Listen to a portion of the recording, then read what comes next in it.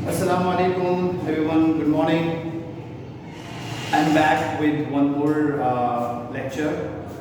आज हम जो है एक और क्लास लेंगे और उसमें जो है हम आपको पता है कि हम पार्ट्स ऑफ स्पीच को स्टडी कर रहे हैं और पार्ट्स ऑफ स्पीच में हम स्टडी कर रहे हैं वर्ड को।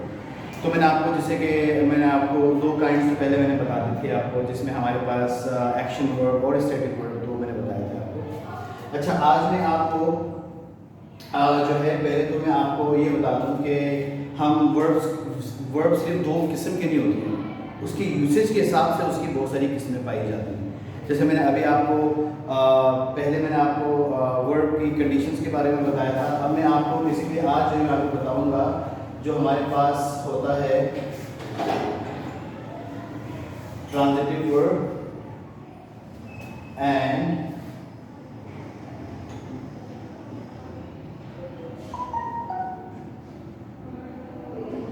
इनट्रांजिटिव।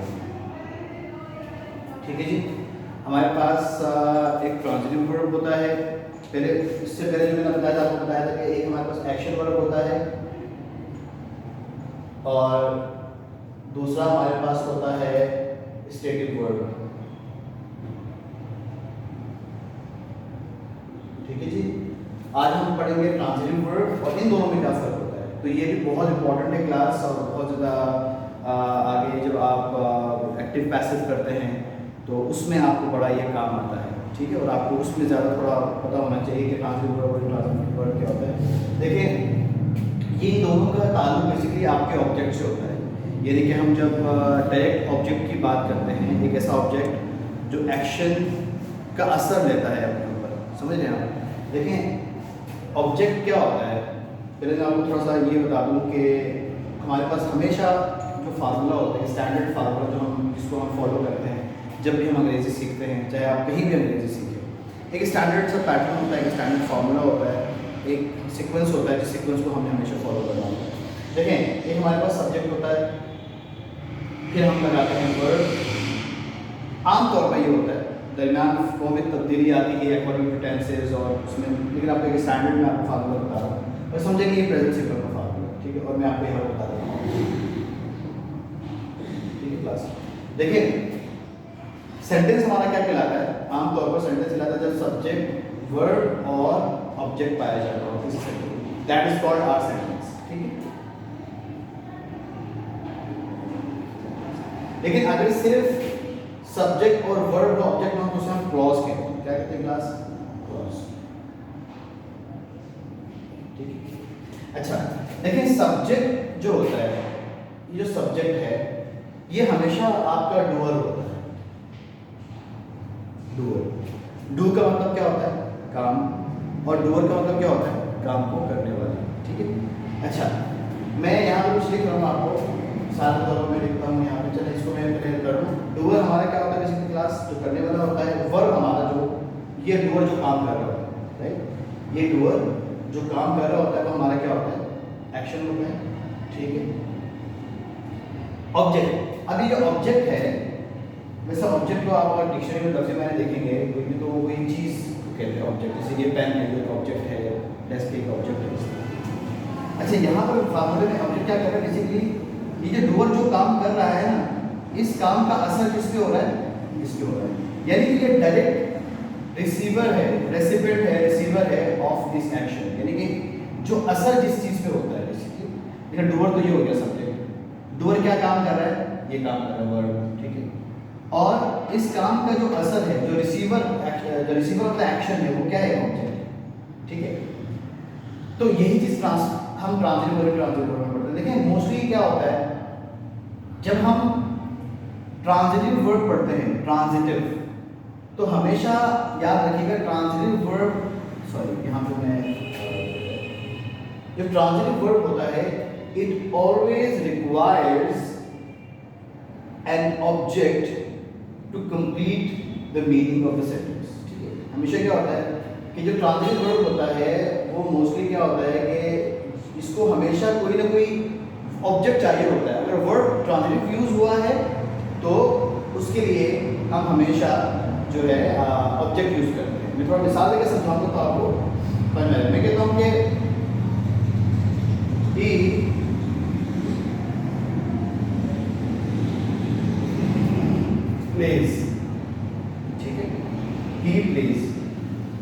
अगर मैं आपसे ये कहूँ कि यार वो खेलता है, तो यकीनन आप मुझसे अगला सवाल ये करेंगे यार वो क्या खेलता है, राइट। तो इसका मतलब क्या होगा कि आपको यहाँ पे एक ऑब्जेक्ट चाहिए जो इस काम के एक्शन को रिसीव करेगा, ठीक है। अगर मैं कहता हूँ कि शी कुक्स, वो खाना बनाती है, तो भी आप मुझसे कुछ कर रहे हैं, ऐसे ही रैंडम आके कह रहे हो यार वो खाना बनाती है, शी कुक्स, तो यकीनन आप मुझसे सवाल करेंगे क्या बनाती है, खाना तो बनाती है, फिर क्या क्या डिश बनाती है, कौन सी डिश बनाती है। तो इसका मतलब क्या होगा, कौन से वर्ब में है क्लास, ये ट्रांजिटिव वर्ब है, ठीक है। अगर मैं कहता हूँ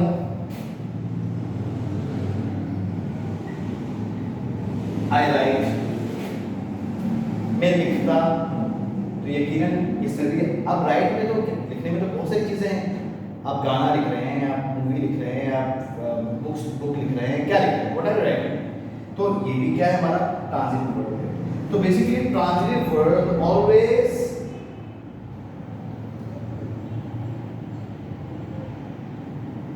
requires an object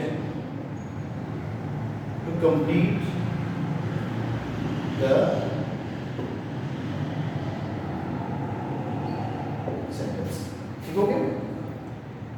यानी कि इसमें हमें हमेशा, तो ट्रांजिटिव वर्ब क्या होता है जिसमें हमेशा, अच्छा क्लास देखें, जब भी आप जब आप एडवांस क्लासेस में जाएंगे तो उसमें आप पढ़ेंगे active passive, active voice passive voice आप पढ़ेंगे।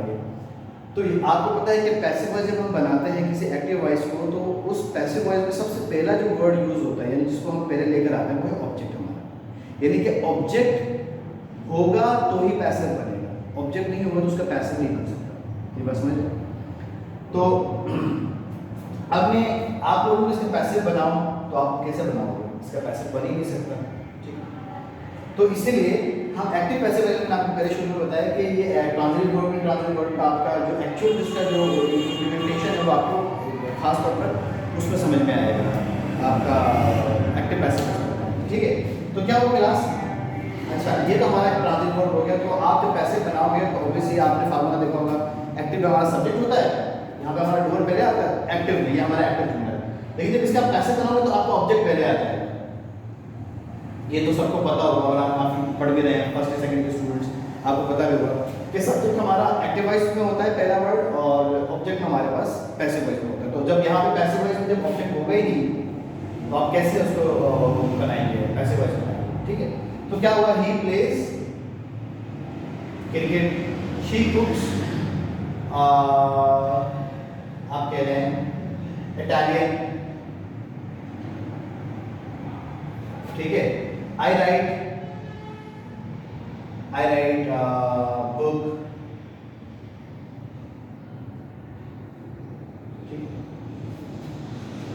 ठीक है। तो ये देखिए इसमें यहाँ पे क्रिकेट आ गया, यहाँ इटालियन आ गया, यहाँ पे सारे हमारे क्या है, एक्शन है, यानी ये जो काम किया जा रहा है, डूअर, ये डूअर है, ही शी, ये आई हमारा डूअर है जो काम करने वाला है, ये एक्शन है, ये तीनों कर रहे हैं, और इन सब के एक्शन जो रिसीवर है, एक्शन जो ऑब्जेक्ट हो गई है, यानी कि आई ही प्लेज क्रिकेट, वो क्रिकेट खेलता है, शी कुक्स इटालियन, वो इटालियन बनाती हैं, पकाती हैं, आई राइट, ठीक है, मैं किताब लिखता हूँ। तो ये तीनों देखेंगे इसमें ऑब्जेक्ट है, ठीक है। अच्छा ये तो आपको समझ में आ गया होगा, आई होप ट्रांजिटिव वर्ब आपको समझ में आया होगा।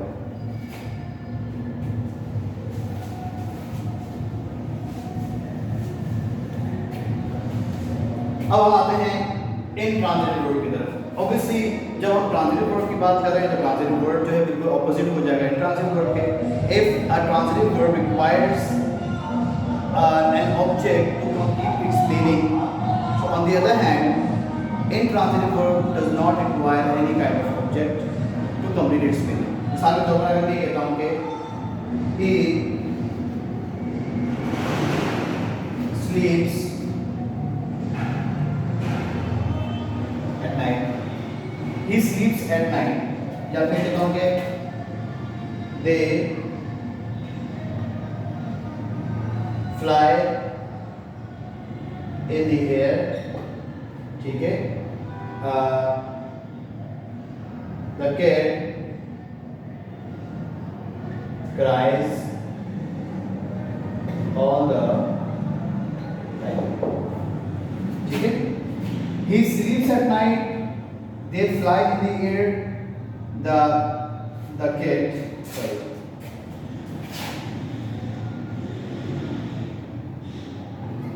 The kid cries all the time. अब इन तीनों जुमलों में देखें, इसमें आपको कोई भी आपको एक्शन नहीं नजर आ रहा है, आपको कोई ऑब्जेक्ट नजर नहीं आ रहा। एक्शन डूअर भी नजर आ रहा है आपको, ये डूअर है दे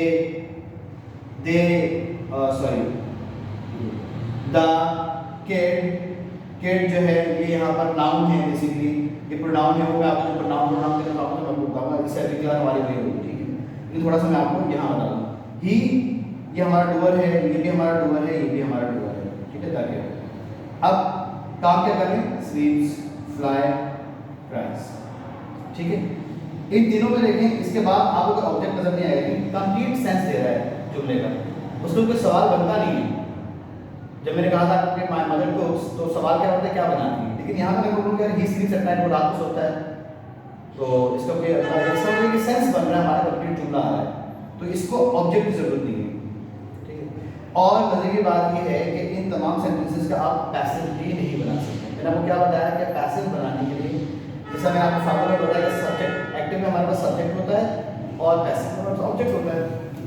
जब यहाँ ऑब्जेक्ट है ही, ये कोई ऐसी चीज नहीं है जैसे एट नाइट, ये तो एडवर्ब ऑफ टाइम बता रहा है, एडवर्ब ऑफ टाइम कि कोई काम कब हो रहा है, इस कोई एक्शन रिसीव की कोई असर नहीं हो रहा। देखो ऑब्जेक्ट क्या होता है, जब किसी काम का किसी ऑब्जेक्ट के ऊपर असर होता है, वो एक्शन रिसीव करता है, ठीक है। इन दी एयर कोई ऑब्जेक्ट नहीं है, ठीक है। ऑल द टाइम का ऑब्जेक्ट, ये एडवर्ब ऑफ टाइम है, ठीक है।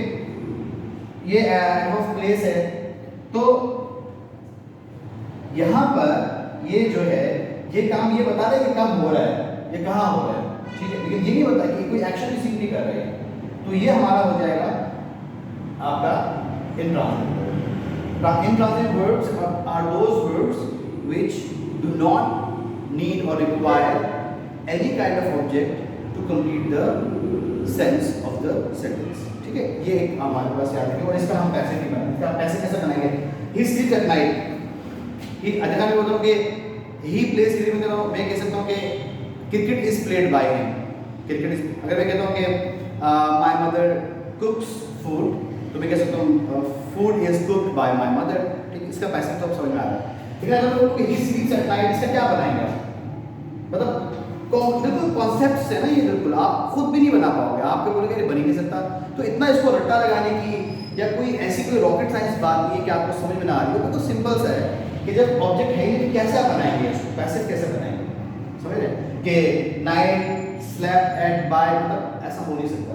या मैं बोलूँ कि he they fly in the air, वो हवा में उड़ते हैं, अब कैसे बनाएंगे उसका कि हवा में उड़ना, in the air flown by, कैसे आप करेंगे, तो नहीं कर सकते, ठीक है। तो ये बेसिकली आज मैंने आपको समझाया है ट्रांजिटिव वर्ब और इंट्रांजिटिव वर्ब, और इससे पहले वाली क्लास में आपने समझा था एक्शन वर्ब, स्टैटिक वर्ब, ये मैंने आपको समझा दिया है। आई होप अगर किसी का कोई क्वेश्चन हो, अगर किसी कोई क्वेश्चन हो तो आप मुझसे ज़रूर कमेंट में उसमें पूछ सकते हैं, कमेंट बॉक्स में, वहाँ ज़रूर अपना क्वेश्चन रेज कीजिएगा और अपने कीमती आरा से हमें आगाह कीजिएगा कि हम इसको मज़ीद और कैसे बेहतर कर सकते हैं ऑनलाइन क्लासेस को। और दूसरी चीज़ साथ साथ ये बताता चलूँ आपको, ऑब्जेक्ट अभी हमारा वर्ड खत्म नहीं हुआ, अगली क्लास में आखिरी जो क्लास होगी उसमें वर्ड की, उसमें मैं आपको वो बताऊँगा, जो वर्ड की फॉर्म्स हैं वो बताऊँगा, जो हमारा वर्ड कंप्लीट हो जाएगा। तो that's all for today class. I hope you had a good time and enjoy yourself. Take care of yourself. Thank you. Allah Hafiz.